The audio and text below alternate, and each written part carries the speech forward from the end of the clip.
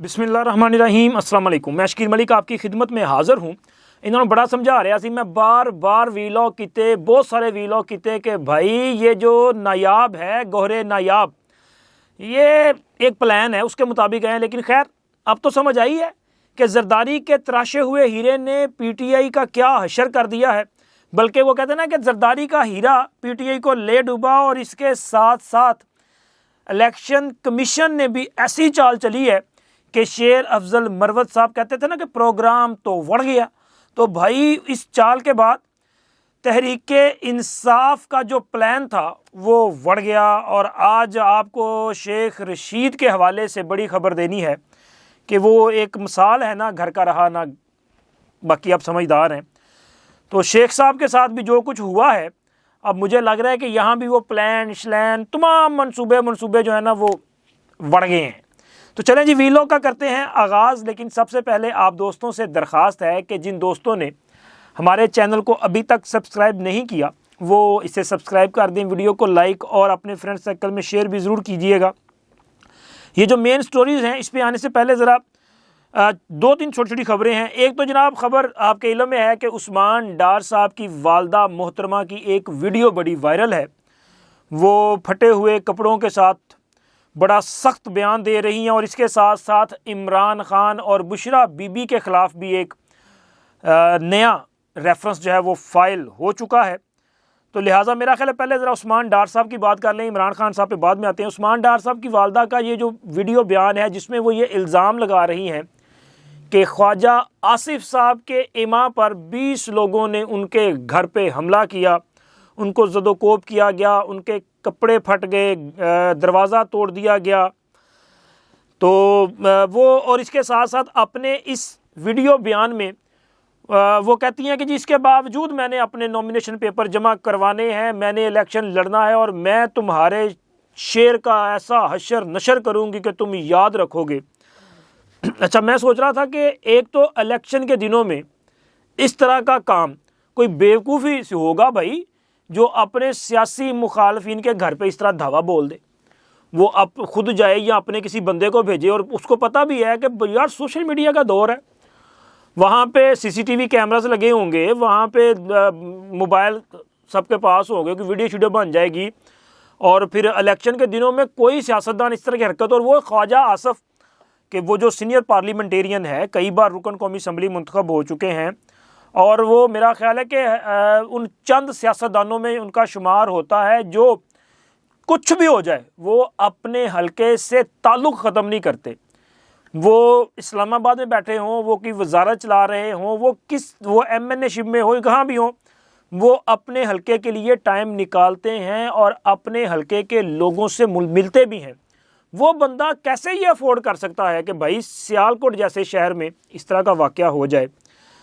और इसके साथ साथ मोहतरमा उस्मान डार साहब की वालदा माजिदा जो है मेरे लिए भी बड़ी काबिल एहतराम है। वो कहते हैं ना पंजाबी च मावां सांझियां होंदियां ने यार। लेकिन माँ जी ने जो बात कर दी ना कि जी आपका शेर जो है, इसका मतलब ये है कि लग रहा है कि ये तो सिर्फ सियासी एक ना स्टंट है।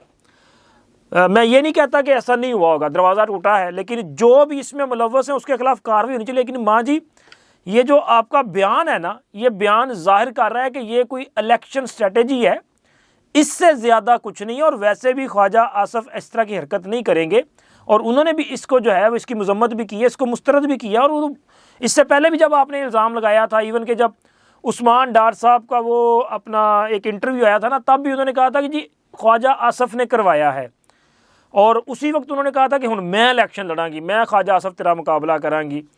तो ये जो सारी चीज़ें ना, सियासत बड़ी बेरहम होती है यार। देखें क्या कुछ करवा देती है, कपड़े फट गए हैं, वीडियो बन रही है। हालांकि ये वीडियो जो है माँ जी दुपट्टा लेके भी बना सकती थी, और ये बता सकती थी कि मेरे कपड़े जो हैं वो फटे हुए हैं, लेकिन उन्होंने वीडियो बनाते हुए फटे कपड़े जो हैं वो दिखाए हैं।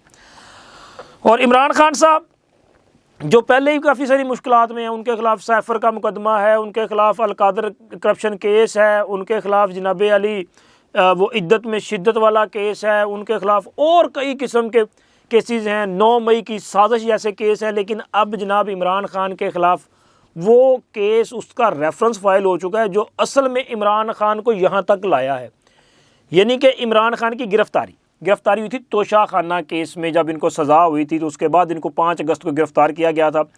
अब जनाब नैब ने तोशा खाना का जो रेफरेंस है वो फाइनल कर लिया है, और मेरी इन्फॉर्मेशन के मुताबिक ये रेफरेंस जो है वो अगले चंद घंटों में जो है नैब जिस वक्त ये वीडियो रिकॉर्ड की जा रही है, मुमकिन है वो आज कर दें या कल कर दें।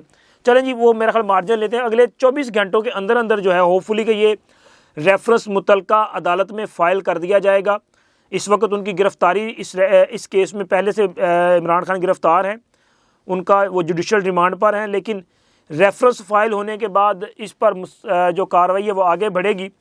अभी तक मैं ये कह दूं कि जी अपना जुडिशल ट्रायल होगा, अभी मैनू कोई ख्वाब आना है, लेकिन हालातों वाक़यात ये बता रहे हैं कि जुडिशल ट्रायल ही होगा, क्योंकि इमरान खान के जितने भी केसेस हैं उनका ट्रायल जो है वो जेल के अंदर चल रहा है। इवन के इलेक्शन कमीशन ने उन पर जो फ़र्द जुर्म आयद करनी थी तौहीन इलेक्शन कमीशन के केस में, उसमें भी उनका जुडिशल ट्रायल हुआ, वो अभी तक फ़र्द जुर्म तो खैर आयद नहीं हुई, हो जाएगी। और इसके अलावा इद्दत में निकाह और जो जना का इस्तगासा है उसका खावर फरीद मानिका साहब का, उसकी समाअत भी जेल में करने का फ़ैसला किया गया है। सैफर पहले ही जेल से चलता पे है, और अपना अलकादर वाला जो है वो भी वहीं पे चल रहा है। तो ये भी लग रहा है कि जनाब उधर ही मामला जाएगा, जेल ट्रायल होगा, लेकिन हतमी फ़ैसला फिर भी मैं कह रहा हूँ कि अदालत ने और भाई हुकूमत ने करना। मेरे तो ना पा देना कि जी इन्हें पहले खबर देती, मैं सिर्फ एक एनालिसिस दे रहा हूँ कड़ियाँ मिला के कि जो हो रहा था उससे लगता है ऐसे हो जाएगा। और इसके साथ साथ तहरीक इंसाफ के लिए अच्छी खबर भी है मेरे पास।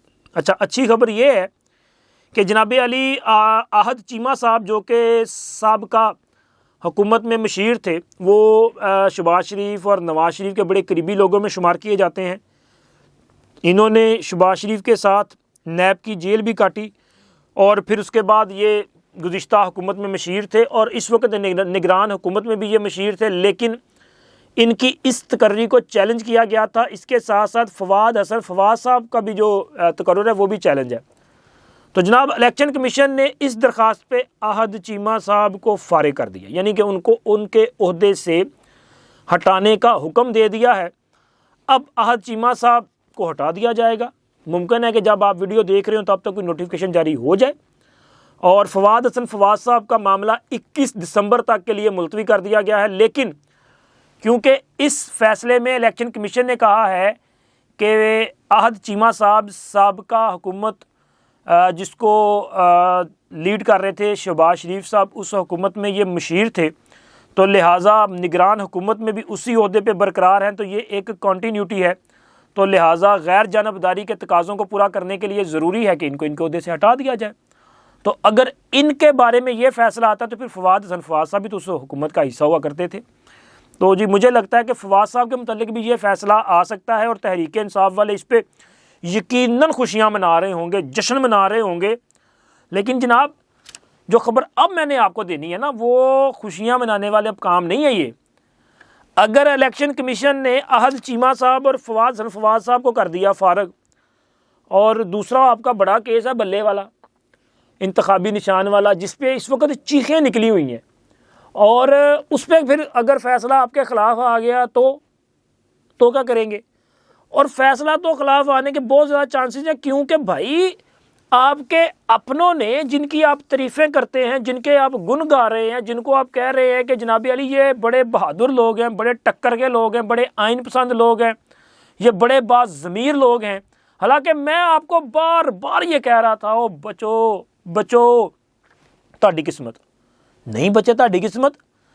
मैं तो तुहानू भी दसिया है कि भाई बेकदरां दी यारी शुरू होगी। मतलब लतीफ़ खोसा साहब जब आपके पास आए हैं तो मैंने देखे हैं सोशल मीडिया पे इनके ग्रुप्स यार की जश्न मना रहे हैं। वहाँ पे किसी एक ने लिख दिया कि जनाब लोटे की शमूलियत पे इतनी खुशी नहीं होनी चाहिए हमारे दोस्तों को, वो भी उनका अपना ही था।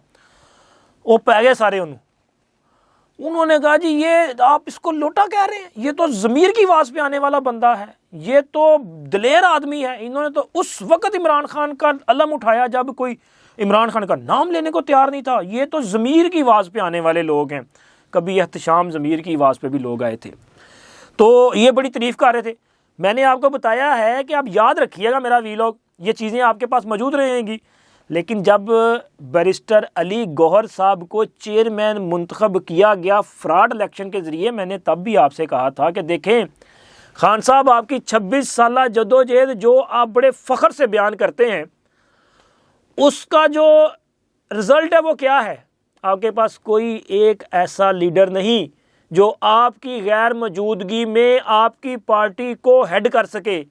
आपने जरदारी का तराशा हुआ हीरा जो है वो अपनी पार्टी के चेयरमैन के लिए पसंद फरमाया है, और जरदारी का हीरा वो आपकी पार्टी का हेड होगा, तो मेरा ख्याल है कि जरदारी साहब का इन्फ्लुएंस जो है वो बहुत ज़्यादा होगा। मैं बता रहा था, आपको समझ नहीं आई।